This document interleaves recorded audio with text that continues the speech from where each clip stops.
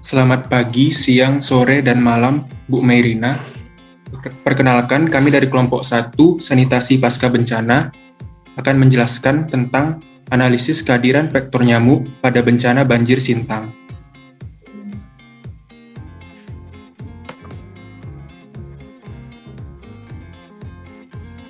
Adapun anggota kelompok kami, yakni saya sendiri, Benediktus Ivanta Purba, 157-19007. Perkenalkan, nama saya Ami Angelia, 157-19010. Saya Cecilia Natasha Rahman, 157-19011. Saya Erni Rahmawati Astuti, NIM 157-19012. Saya Enrico Nicholas, 157-19022. Saya Diva Mutiara, 157-19025. Saya Aulia Sakti, 157-19041.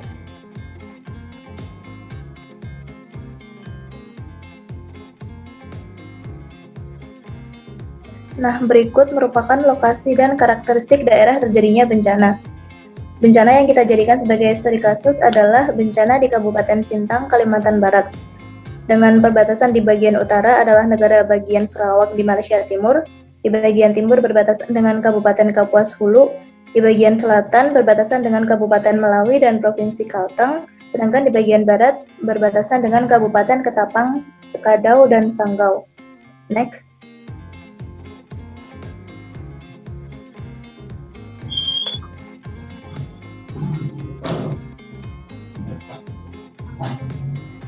Kabupaten Sintang, dengan temperatur daerah umumnya beriklim tropis, temperatur udara rata-rata per bulan berkisar antara 22,6 sampai 33,5 derajat Celcius.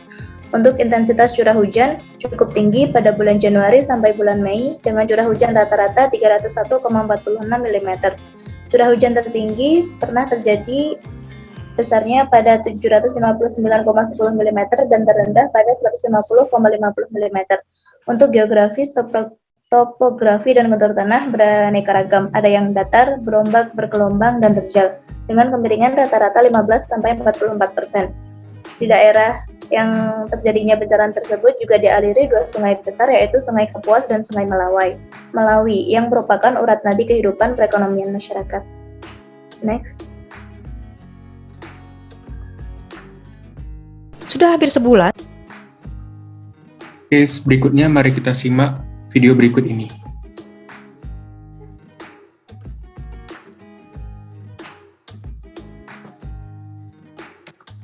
Sudah hampir sebulan, banjir yang merendam Sintang masih belum juga surut. Sedikitnya 12 kecamatan dan 191 desa di Kabupaten Sintang terdampak banjir ini.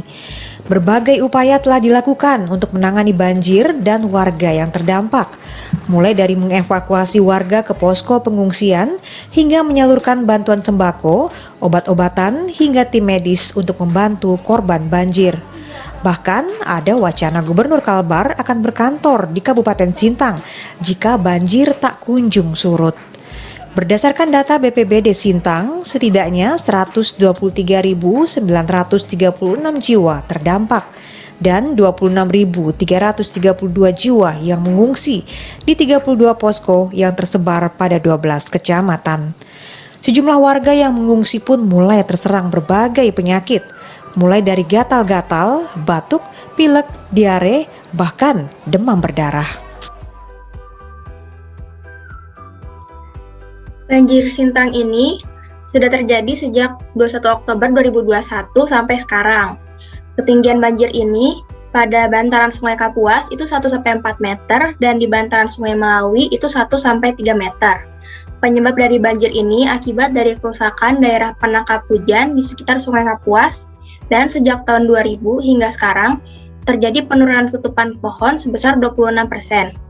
Banjir ini menggenangi 13 kecamatan dengan 124.497 jiwa populasi terdampak dan 25.884 jiwa pengungsi dalam 32 posko.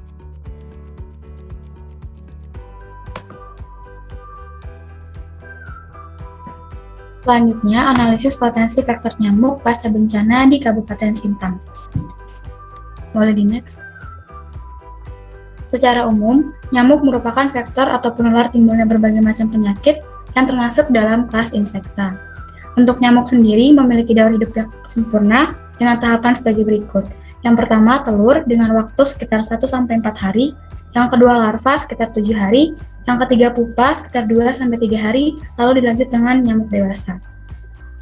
Jadi jika diakumulasikan, proses pembentukan nyamuk mencapai sekitar 10-14 hari. Selain daur hidup yang sempurna, faktor nyamuk juga dapat ditemukan di berbagai habitat, dan setiap habitat akan menghasilkan spesies nyamuk tertentu. Untuk habitat nyamuk secara umum, terbagi atas 4, yaitu air permanen, air sementara, transient, dan kontainer. Boleh di next. Untuk sumber air sementara seperti area banjir, pasca banjir, dan parit, umumnya digunakan sebagai tempat berkembang biaknya telur nyamuk yang dapat menahan pengeringan, seperti nyamuk Aedes. Sesuai dengan foto yang ditampilkan, hingga awal November masih terdapat beberapa genangan pasca banjir di kawasan Sintang, dan pastinya akan memungkinkan adanya perkembangbiakan nyamuk, karena tidak ada turbulensi air yang cukup signifikan. Boleh di next. Selain di lokasi pasca banjir, diperkirakan pada lokasi pengungsian juga terdapat perkembangbiakan nyamuk. Hal ini dikarenakan lokasi yang digunakan untuk pengungsian banjir Sintang adalah lokasi hutan dengan karakteristik gelap dan lembab. Dan biasanya lokasi seperti ini akan membuat nyamuk lebih senang untuk bersembunyi dan melangsungkan kehidupan.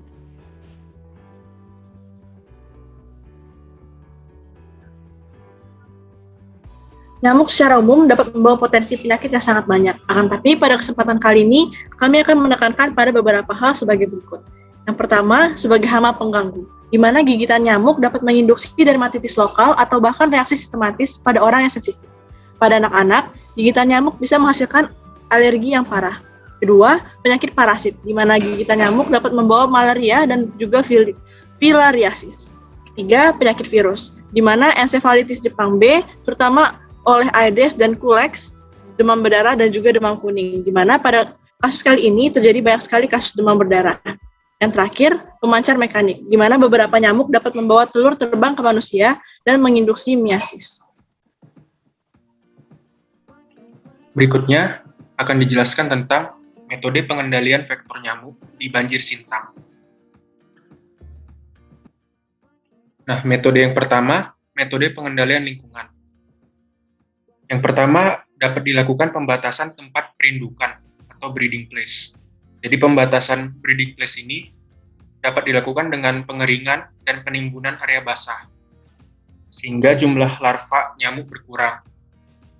Pengeringan dan khususnya penimbunan dapat dilakukan dengan penimbunan menggunakan tanah ataupun batu, sehingga larva nyamuknya tadi tidak berkembang dan menjadi nyamuk dewasa. Nah, yang kedua, ada pemasangan kawat kasa pada celah di tempat pengungsian. Pemasangan kawat kasa akan mengurangi jumlah nyamuk dewasa yang masuk ke tempat pengungsian dan mentransmisikan penyakit berbahaya, seperti yang tadi disebutkan, demam berdarah, demam kuning, filariasis, dan lain-lain. Nah, yang ketiga, pemasangan kelambu di tempat pengungsian. Pemasangan kelambu membuat nyamuk dewasa tidak dapat masuk ke tempat pengungsian dan mentransmisikan penyakit berbahaya.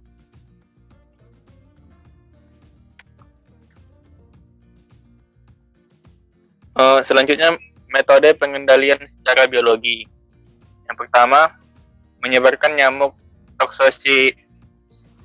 Toxoricites karena larvanya mampu menyerang larva Aedes. Yang kedua, menambahkan jamur Lagedinium giganteum pada genangan air untuk mengendalikan larva nyamuk. Yang ketiga, mengembangbiakkan ikan kepala timah untuk mengontrol larva pada air kotor, seperti drainase ataupun sumur yang tidak terpakai. Next. Berikutnya ada metode pengendalian secara kimia. Yang pertama itu ada fogging. Fogging sudah biasa kita temuin. Fogging biasanya dilakukan secara berkala di rumah-rumah, misalnya 1 tahun sekali atau 6 bulan sekali. Fogging atau pengasapan menggunakan bahan pestisida. Tujuannya untuk membunuh nyamuk-nyamuk dewasa di sekitar tempat pengungsian. Dan Fogging juga dapat membunuh larva-larva nyamuk supaya tidak berkembang menjadi nyamuk dewasa. Yang kedua ada bubuk larvasida. Penaburan bubuk larvasida atau yang di pasaran dikenal dengan nama bubuk abate pada tempat penampungan air yang sulit itu dapat membasmi larva nyamuk sehingga larva nyamuk tadi tidak berkembang menjadi nyamuk dewasa. Yang ketiga ada obat nyamuk. Obat nyamuk sendiri sudah lazim digunakan oleh masyarakat. Obat nyamuk ada berbagai macam jenis, misalnya ada yang dibakar, ada yang dioles, maupun elektrik.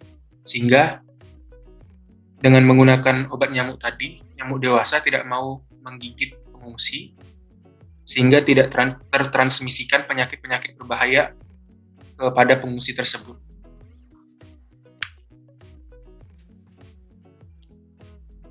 Dari yang telah dipaparkan, dapat kita tarik beberapa kesimpulan, yaitu banjir Sintang setinggi 1-3 meter yang terjadi, itu karena kerusakan daerah penangkap hujan di sekitar Sungai Kapuas dan penurunan tutupan pohon sebesar 26% yang terjadi sejak tahun 2000. Banjir Sintang menyebabkan munculnya beberapa faktor penyakit, salah satunya yaitu nyamuk.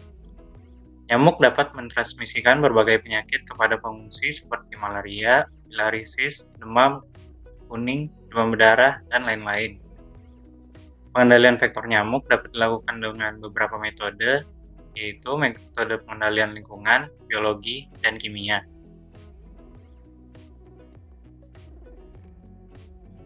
Demikianlah pemaparan mengenai analisis kehadiran faktor nyamuk pada bencana banjir Sintang oleh kelompok 1. Kami minta maaf atas segala kesalahan kata yang terjadi. Atas perhatiannya kami ucapkan terima kasih.